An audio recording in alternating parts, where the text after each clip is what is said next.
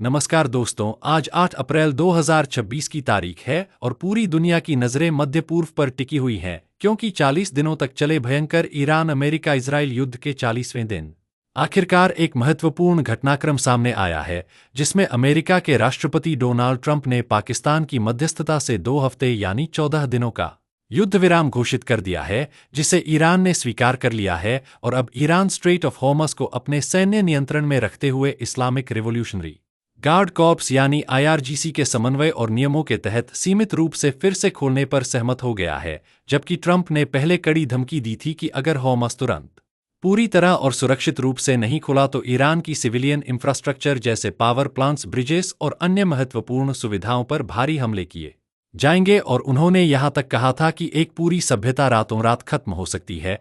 लेकिन डेडलाइन से महज 1-2 घंटे पहले सीज़फायर की घोषणा हो गई। आईआरजीसी की fast attack craft speed boats anti ship missiles का इस्तेमाल करके ईरान ने इस संकरे रास्ते को प्रभावी रूप से बंद कर दिया था, जिससे दुनिया का लगभग 20 से 25% तेल ट्रैफिक रुक गया था। रोजाना औसतन 20 मिलियन बैरल से ज्यादा क्रूड ऑयल इस जलमरूमध्य से गुजरता है, जो ग्लोबल सीबोर्न ऑयल ट्रेड का करीब 1/4 हिस्सा है, खासकर एशिया महाद्वीप के लिए, क्योंकि चीन, भारत, जापान जैसे देशों को यहां से सबसे ज्यादा तेल मिलता है। इस बंदिश के कारण ग्लोबल ऑयल प्राइसेज आसमान छू गए थे। शिपिंग कंपनियां ने अपने ऑपरेशंस रोक दिए थे और कई तेल टैंकर फंस गए थे। ईरान ने कुछ मर्चेंट शिप्स पर हमले भी किए थे और आईआरजीसी ने घोषणा की थी कि अमेरिका, इजराइल या उनके सहयोगी देशों से जुड़े जहाजों को पास नहीं होने दिया जाएगा। इस दौरान हॉर्मज़ का सबसे संकरा हिस्सा सिर्फ 21 नॉटिकल माइल्स चौड़ा है, जो ईरान और ओमान के बीच स्थित है और पर्शियन गल्फ को गल्फ ऑफ ओमान से जोड़ता है। युद्ध के दौरान ईरान ने इसे हथियार के रूप में इस्तेमाल किया और आईआरजीसी ने दावा किया कि स्ट्रेट उसके पूर्ण नियंत्रण में है, जिससे ग्लोबल अर्थव्यवस्था पर भारी दबाव पड़ा, खासकर एशियाई देशों पर जहां ऊर्जा की कीमतें बढ़ने से महंगाई बढ़ी। ट्रंप ने शुरू में 48 घंटे की डेडलाइन दी थी, फिर उसे बढ़ाया और आखिर में 8 अप्रैल की रात 8 बजे ईस्टर्न टाइम तक की डेडलाइन रखी थी। उन्होंने सोशल मीडिया पर तीखे पोस्ट किए थे, लेकिन पाकिस्तान के प्रधानमंत्री शहबाज शरीफ और आर्मी चीफ की मध्यस्थता से आखिरी घड़ी में बात बनी और 2 हफ्ते का सीज़फायर तय हुआ, जिसमें अमेरिका और इजराइल हमले रोकेंगे और ईरान सेफ पैसेज देगा। लेकिन आईआरजीसी के समन्वय में और दोनों देशों यानी ईरान और ओमान को शिप्स से टोल या फीस लेने की अनुमति होगी, जो प्रति जहाज लगभग $2 मिलियन तक हो सकती है। तेहरान में लोग सड़कों पर उतरकर जश्न मना रहे हैं, झंडे लहरा रहे हैं, जबकि ट्रंप इसे विक्ट्री बता रहे हैं क्योंकि बॉम्बिंग सस्पेंड हो गई और हॉर्मज़ खुलने की प्रक्रिया शुरू हो गई है।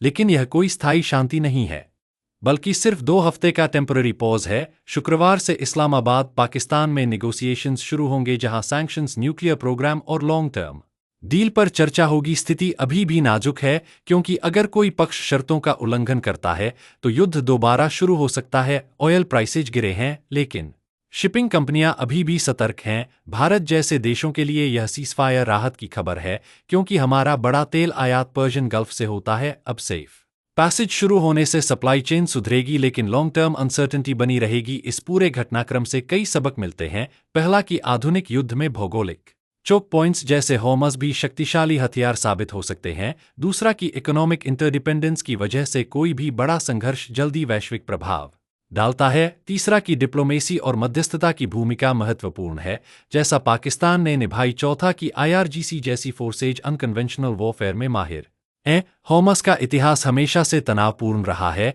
लेकिन 2026 का यह संकट सबसे गंभीर था। अब देखना होगा कि अगले 2 हफ्ते क्या लाते हैं। क्या ईरान ने सच में अमेरिका को झुका दिया या यह ट्रंप की स्मार्ट डिप्लोमेसी थी? आपकी क्या राय है, कमेंट में जरूर बताएं। अगर आपको यह विश्लेषण पसंद आया तो वीडियो को लाइक करें, शेयर करें, चैनल को सब्सक्राइब करें और बेल आइकन दबाएं ताकि ऐसी और अपडेट्स आपको मिलती रहे। धन्यवाद दोस्तों, जय हिंद और स्टे इन्फॉर्म्ड रहें।